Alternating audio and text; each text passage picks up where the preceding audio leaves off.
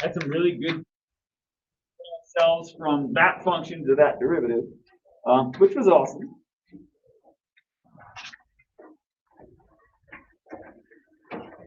And today, hopefully, we'll get a chance to just let you work a little bit. We have some things on the next page that we'll probably do at least a couple together. But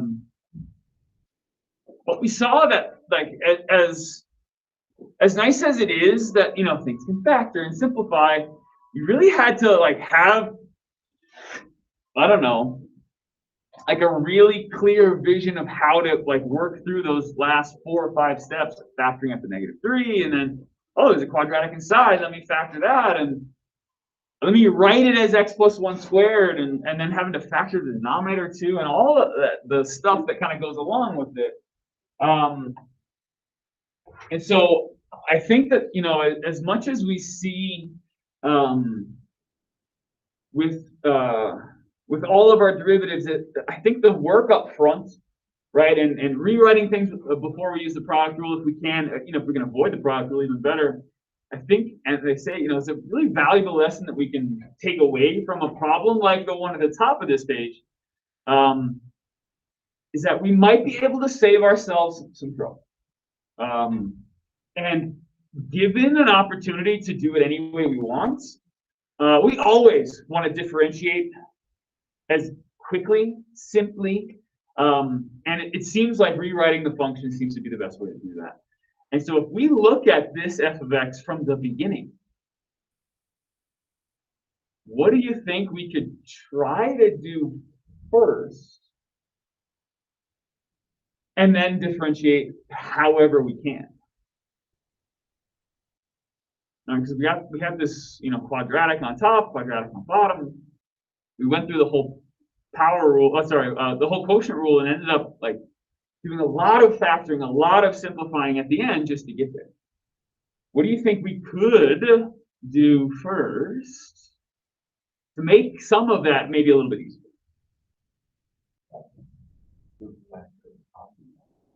Right?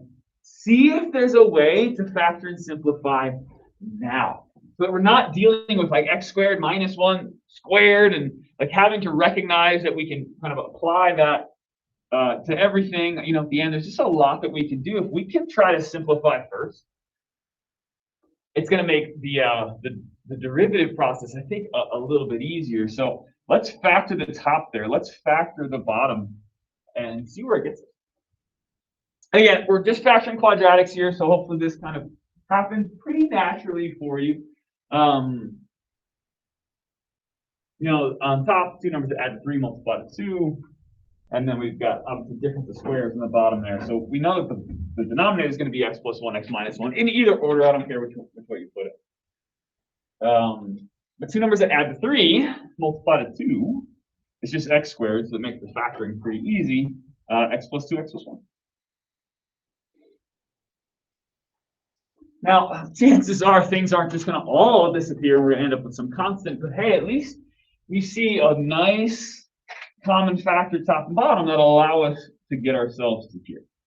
But the thing that we want to remember, okay, is that from the beginning, okay, this function had 2 spots where it's undefined, right? +1 and -1. If we don't keep track of the domain of our function, it might mess up where we try to plug stuff in the derivative. If we ever have to do things like that, right? So if we talk about, you know, the function being x plus 2, x minus 1, but we forget that x plus 1 was a spot where there was a hole, it might kind of lead us astray if they did get really tricky and say, ooh, you know, let's try to differentiate and see what's happening at -1 and try to plug that in. We're going to get an answer potentially, and we want to make sure we avoid that. So keeping track of your, what's the magic words? Excluded values. There it is. Okay. Making sure, now there's only one, so I'm just going to put that S in parentheses, but maybe, you know, maybe we factor and simplify lots of things. Maybe it's a cubic on top, a cubic on bottom. We end up dividing a lot of things away. We want to make sure we keep track of it. So good to know. Not that it's going to happen super often, that they're going to say, oh, okay, differentiate and evaluate the derivative at x equals -1.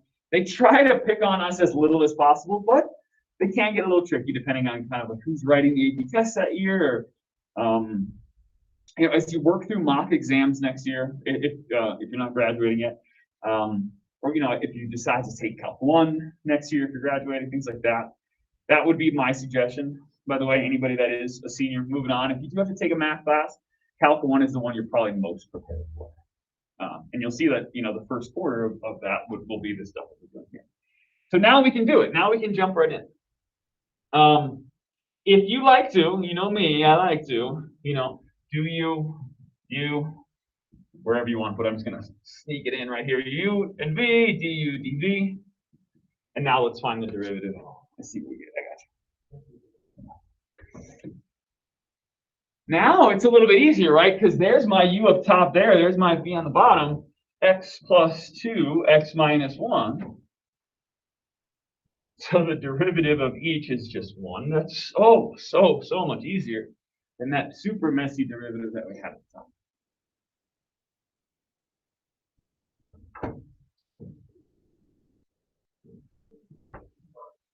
You think you could close your eyes and know the quotient rule?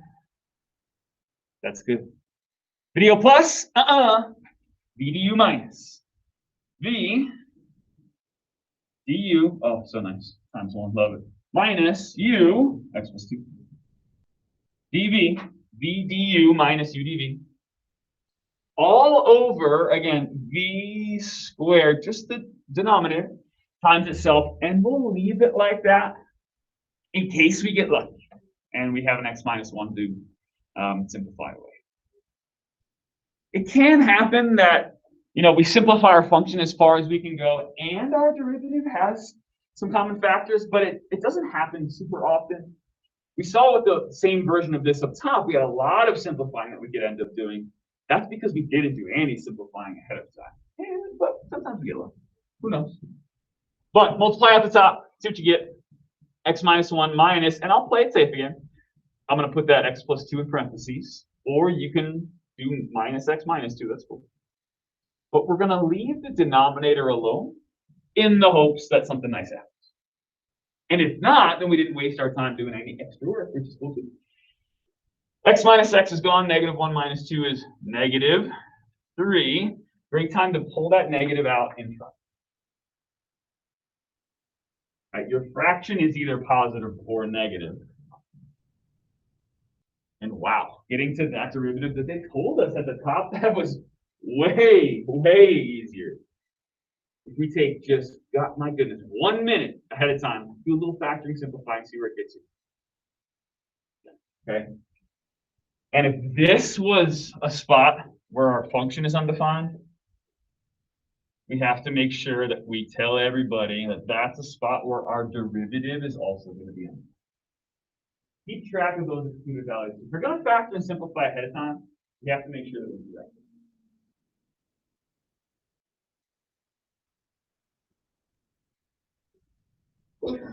Not too bad. It's really just a kind of a plug and chug kind of setup, which is really nice. And if you know product rule and quotient rule really well, we can apply those in a lot of different scenarios. This is a pretty common one. Polynomial on top, polynomial on bottom. If you can simplify, great. If you can't, that's cool too. Do your best. Just kind of let the mechanics of these rules take over. And thank goodness Leibniz and Newton did all the work, so we don't have to use limits anymore. I'll take it. Yeah. So it's clear from this setup that positive 1 is excluded, because it's obvious plugging in 1 is going to create a problem for us, right? Because that would be 3 over 10. So we have an asymptote there. But if we only had that and didn't say this, right? If we didn't remind whoever's reading our work that we divided away x plus 1, we would forget, potentially, that -1 is undefined from the original function, because this function, and cover this up, and this are not the same. This one had a hole at -1 comma up something. This one doesn't if I don't remind everybody that we divided that common factor away. And, when you think about writing it here, well, yeah, I showed all the work, right? There it is. I have x plus 1 dividing away. But I want to let everybody know that my function, that this one and this one are so similar, but this one has a hole, this one doesn't. And I want to make sure everybody knows that the function is undefined at that spot, because then I know that the derivative isn't just undefined at 1, which is obvious from this, that our domain doesn't include 1, but it also doesn't include -1 because we divided it. Does that make sense? Cool. Good? All right, turn the page. Because here, I'll let someone take a picture. Go ahead. Good idea. Never a bad idea to take pictures of the work. Now, we've got the rest of the trig functions that are all fractions. And because we have the quotient rule, we don't have to worry about, like, what's the derivative of tangent? Well, it's really going to be, what's the derivative? What's tangent? And we know the derivative of both of them, right? Once we figured out the derivative of sine is cosine, the derivative of cosine is negative sine, now I can treat tangents not as just one function, but the quotient of two different ones, right? U is sine theta. V is cosine. And by using the quotient rule, we can kind of deal with these things separately.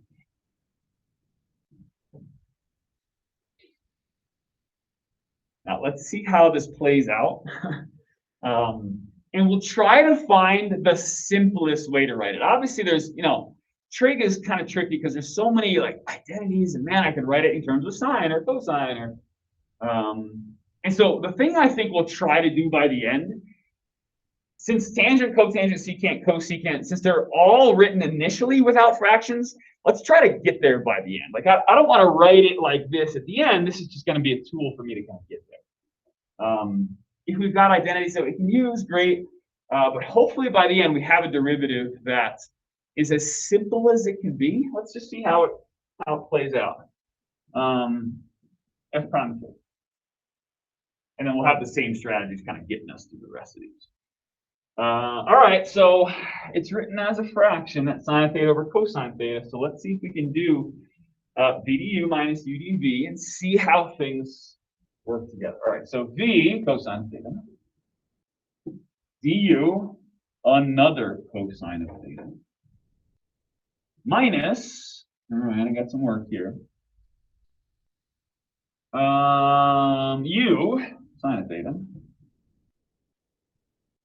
dv, sorry, negative sine theta, all over v squared. So cosine of theta. Now, if you want to put it in parentheses and put the squared on the outside, great. Or put that squared where it belongs right away. That's cool.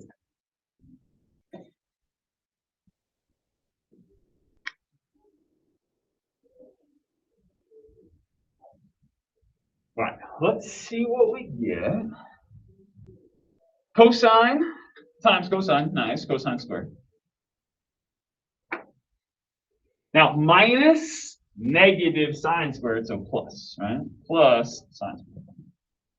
All over cosine squared.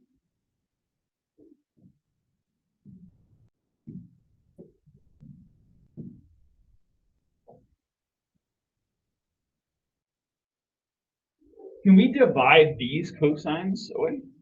No. Yeah. Nothing's factored yet. You cannot divide if things aren't being multiplied.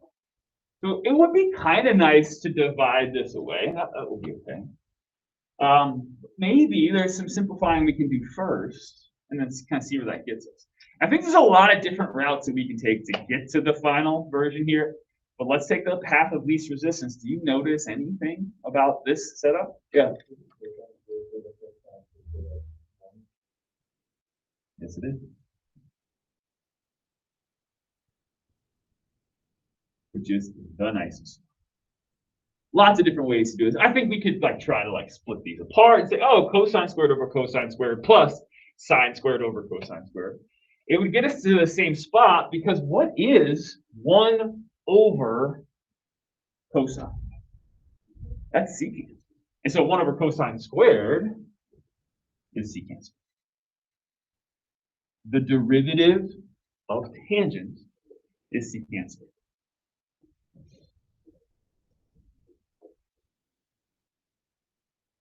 And what's nice about some of these derivatives is a lot of them kind of go in that direction. They might have their original function in there, but they might just be in terms of something else. But trying to avoid leaving it as that fraction, every trig function has a reciprocal, so let's just use that. I'm going to skip cotangent for now. I want to go down to secant. Take a look at what that does. And then I'll let you try cotangent and cosecant, and we'll see what happens. But yeah, writing this as a fraction makes it so easy to just apply the quotient. Let's do this last one, bottom left. You just said that secant is 1 over cosine. Rewriting it like that is going to make it really easy, I hope, to find this derivative because we can just decide what we want u to be and what we want to be. So what's our u? Yeah, the number 1. So what's du? Love it. One of our derivatives is just 0, which means when we get to that term where we're multiplying through by du, that's just all going to go away. That makes v cosine of theta. And of course, dv is just negative sine.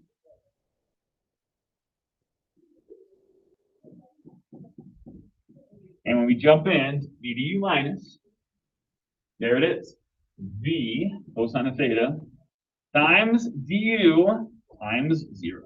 That term is going to disappear, which is nice. And then u dv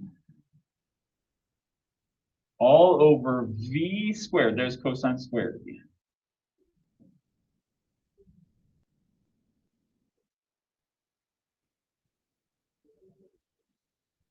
Okay. So what do we have left up top if that cosine of theta disappears at the 0? Just sine of theta, right? Minus negative sine. Okay, so we have positive sine. That's over cosine squared. Now, that's true. Like sine of theta over cosine squared looks good. But if there was a way that we could hopefully rewrite this maybe like without fractions by the end, it'll be equivalent, but it's just a little bit nicer to look at.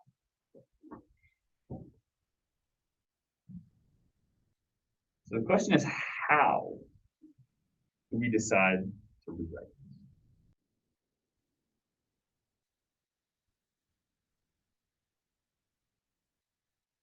So anything we can do right now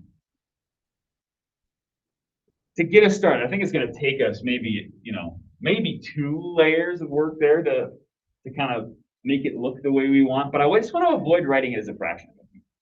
Oh, what do you think? Other way around, 1 minus one minus sine squared. Don't write this down. Let's see how it plays out because I think there's a lot of routes we can take. Let's just see where this gets us and see if we like it. Right, cosine squared is 1 minus sine squared. So don't write that yet. Just peer at it, take a look, see where that gets us, and see if you like it.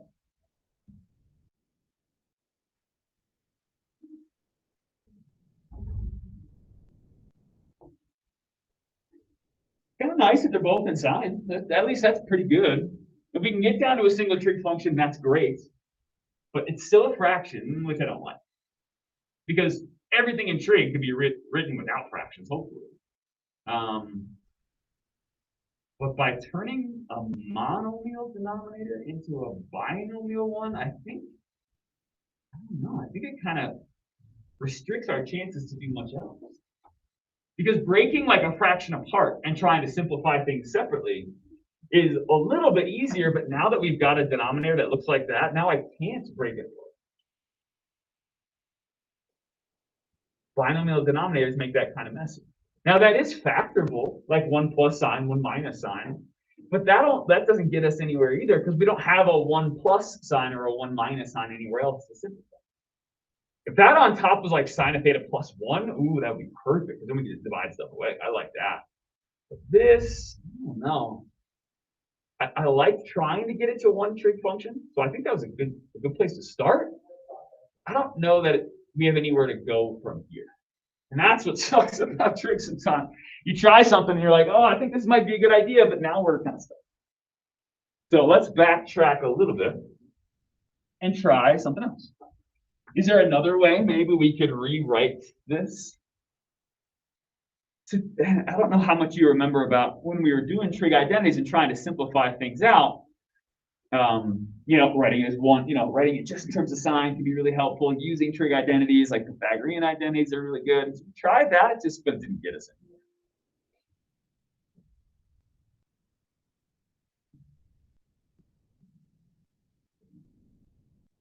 Let's see if we can break this fraction apart a little bit. There's no addition or subtraction happening, so we can't break it into two fractions being added or subtracted. But if we could split the top apart, I'm going to give you a little hint, and then break the bottom apart, maybe we have a shot. Yes, sir. 1 over cosine and sine over cosine. There it is. Because what is 1 over cosine?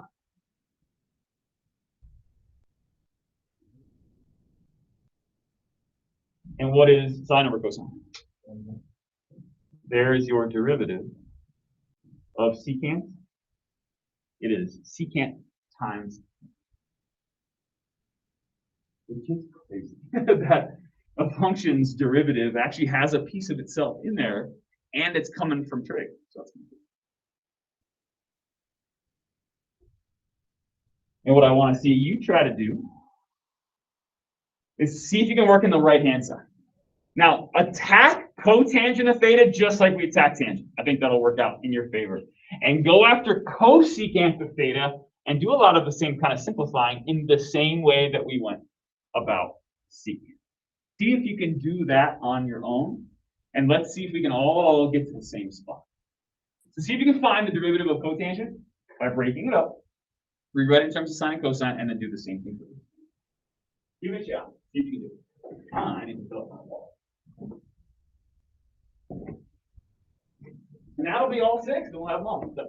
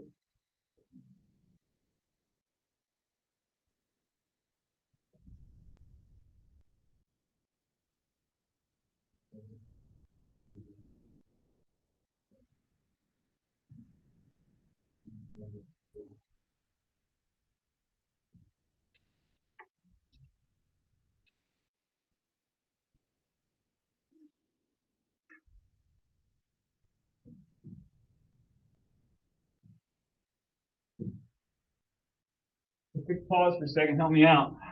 If sine squared plus cosine squared is 1, what's negative sine squared minus cosine squared? Factor out the negative if it helps you see that.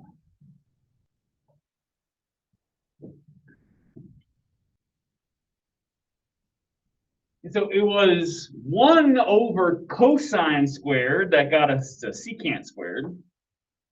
That was the derivative of tangent. Now this one is negative 1 over sine squared. Really similar, but different. What's the best way to rewrite that so I don't have to write a fraction?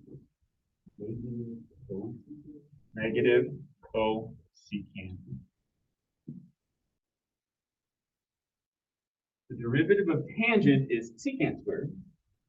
The derivative of cotangent is negative cosecant squared. Wow, those are similar. This derivative was secant squared. Tangent was secant squared. Cotangent, negative cosecant squared. So sign switches and the co-function switches. Okay. Interesting. I wonder if that works again. Like the derivative of sine is cosine. The derivative of cosine was negative sine. Sine switched, and like the co part switched as well, right? Cosine went to sine. Secant goes to cosecant, so those are the same. Let's see how cosecant goes out.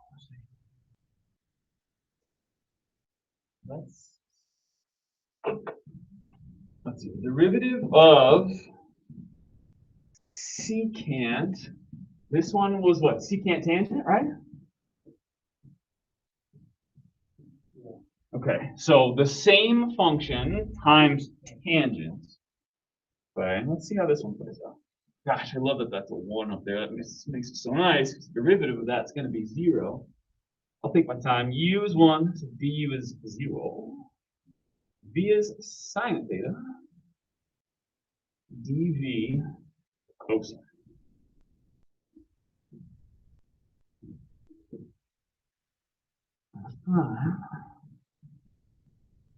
V,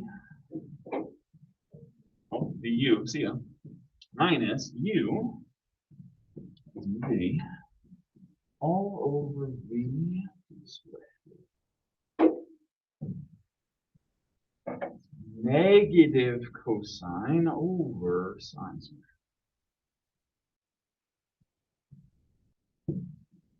Do the same thing.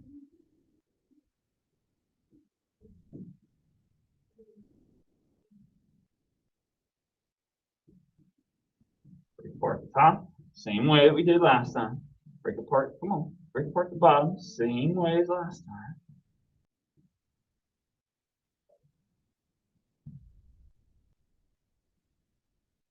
Negative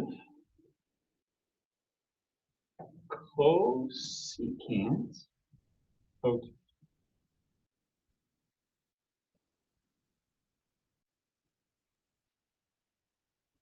Secant tangent negative cosecant cotangent. Sine to cosine, cosine to negative sine. Tangent to secant squared, cotangent to negative cosecant squared. Secant is secant tangent. Cosecant is negative cosecant cotangent.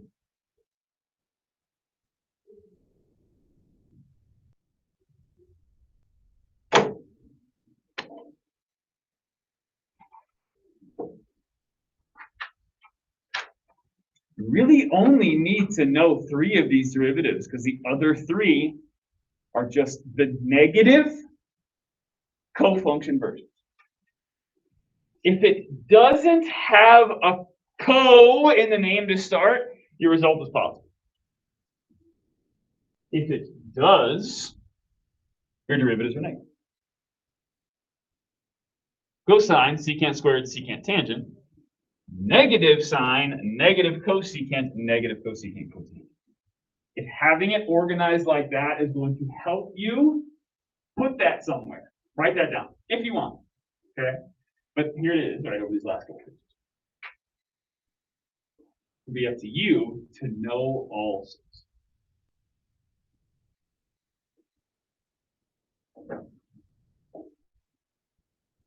Like, it could be pretty easy for me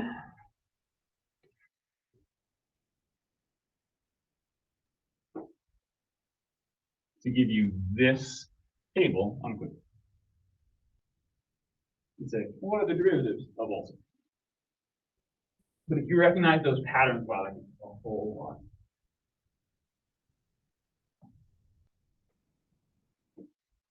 Now, you're going to get this document from me once we get to the end. Because you can see this is number 7. Okay? What I've got is a list of all of the derivative rules that you're going to learn in Calc A all in one spot. Limit definition, power rule with a constant rule in general, product rule, quotient rule, number 6 is the next one, so I'll hide that for a second. Exponentials, logs, inverses, and then we kind of keep going. So there's more to come for sure, but having it all in one place, I think you'll like once we have everything. Cool? Okay, 15 minutes. Try these 2 and you're done. How about that? Try these last 2 because now you get it. Now you know everything you would need to use with the quotient rule. Now we've got all 6 triangles. Do your best, see how it works out. Sure. I'll do the same. Maybe we'll end a little early, but let's just finish page 191. And then tomorrow will probably be a practice day. We'll work through a couple of these pages.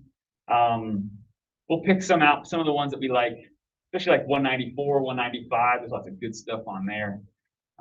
But for now, just the bottom of page 191. See how you do. Again, if I could take that first one, factor it and simplify it, I would. Absolutely. So maybe like you think about that first. Don't write this, but you can take a look. Like if you have tried a factor,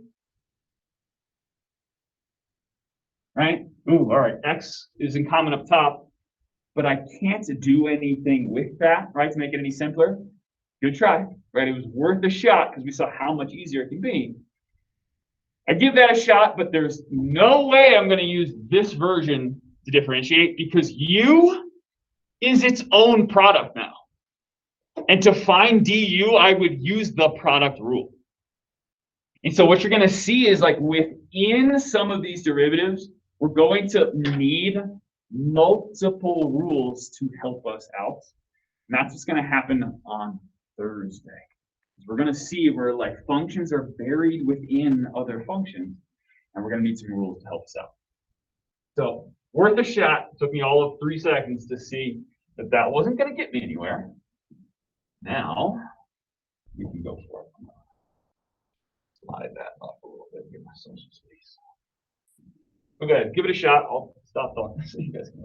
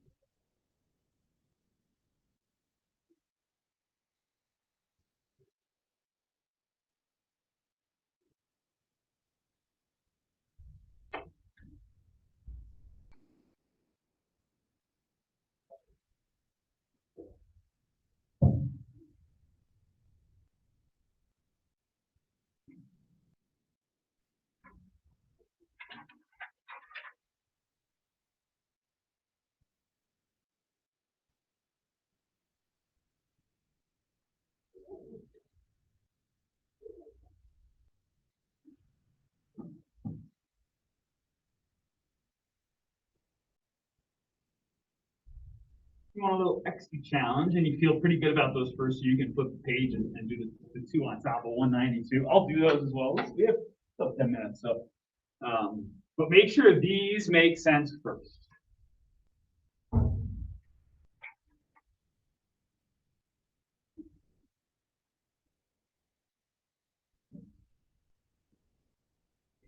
I wish the top here was factorable. It looks super close to being factorable, but it's not.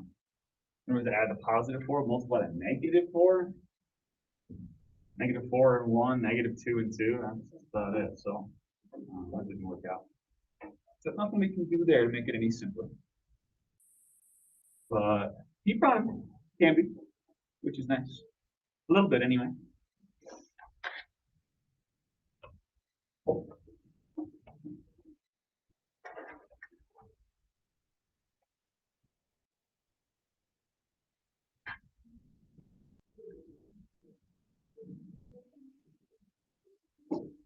Hey, quick question here. What's the degree on top? What's the degree on bottom? So what's the overall degree 2 over 1? 1. When you have exponents, right, top and bottom, you subtract them to figure out, x squared over x to the first. Oh, that's just x, right? So the overall degree of this is 1. Okay, what's the degree on top here for your derivative? Degree on bottom? So what's the overall degree? So the degree of our original function was 1. The degree of our derivative is 1 less than that. Wasn't that always how power rule worked out? Right? Decrease the power by 1. Okay? What's the degree on top right here with just sine of theta? Okay, what's the degree on bottom? Theta squared. Okay, so what's the overall degree? -1 is the degree of that rational function. So take away 1 from that. What's 1? Let's see, 1 minus 1, -2. What's the degree? This is trickier, but what's the degree on top here? No, how about here? What's the overall degree on top right there? Theta to the first and cosine to the first is your first term. The degree of that is 2, right? Degree down here, obviously 3. Ugh. As nice as that we hope it to be, like it's always going to work out where the degree changes the way we expect it to. Sometimes having that combination of sine and trig and theta is really just x, right?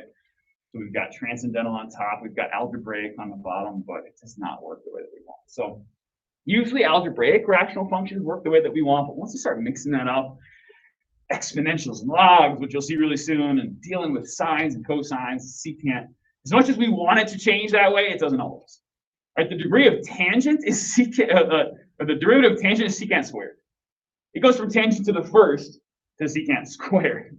It goes the other way. Right? So we hope it always works out the same way, but it doesn't. Did you get both of these? Is that good? Nice. Little extra challenge here at the end. Give it a shot.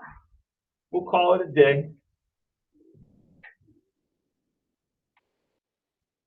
Here's my suggestion. Rewrite f of x on the top right there before you get after it.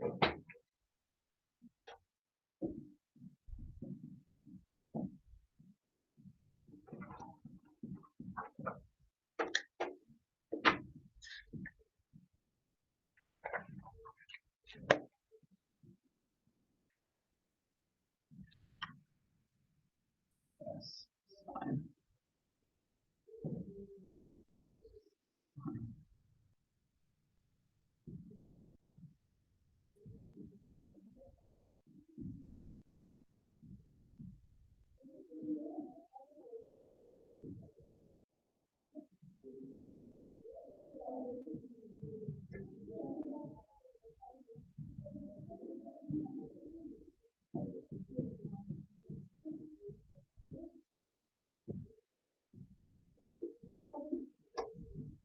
Hi. Awesome. Go for it. Looking at this.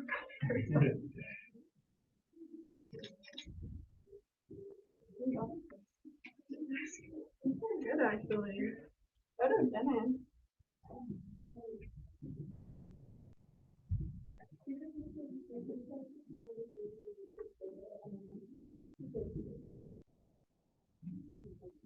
Thank you so much. Thank you. Have a good day. Thanks, you too.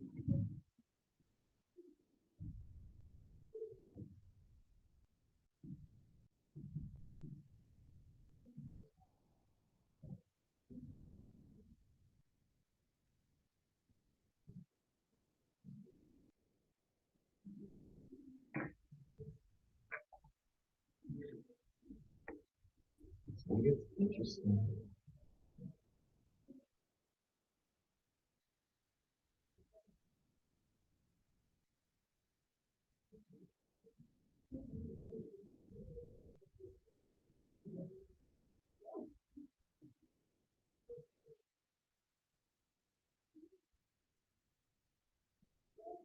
Sneaky things happen there. Let's check that out.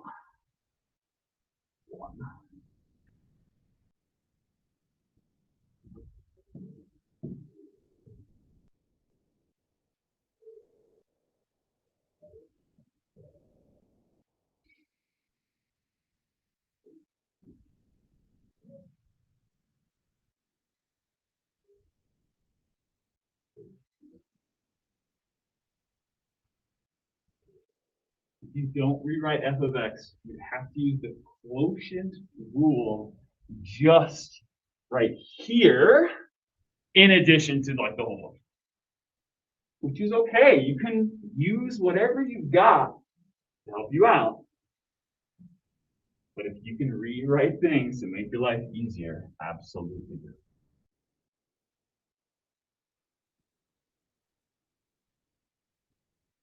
Not ideal to have the negative exponent, but it works out all right. I'm just going to leave it like that for a long, long time until the very, very end.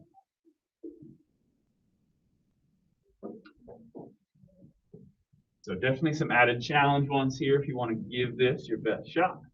Get as far as you can. I only have like 3 minutes left. Let me get this one done.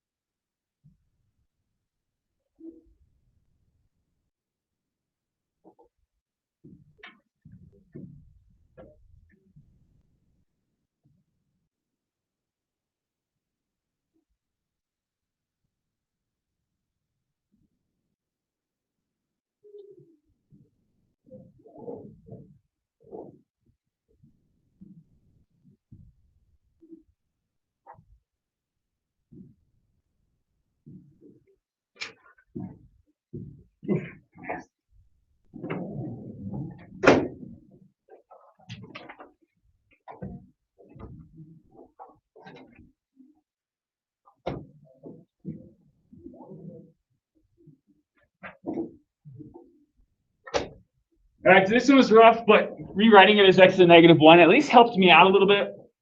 We get to like multiply things out, add the exponents. Then, like I got to here, I'm like, okay, now what do I do? Well, let me get rid of negative exponents. Let me rewrite just the top of the single rational function. A fraction divided by something, those denominators now become 1. X squared, x plus 5. Okay.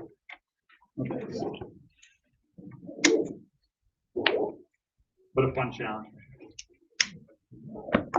Sweet. All right. We will hopefully have some time tomorrow. A lot of practice, like 194, 195. That's kind of what I'm thinking. Yeah, that'll be tomorrow. 194, 195. Thanks, everybody. Have a great day. I will see you tomorrow. Remember, tomorrow's Wednesday, so we'll get started a little bit later than usual with our home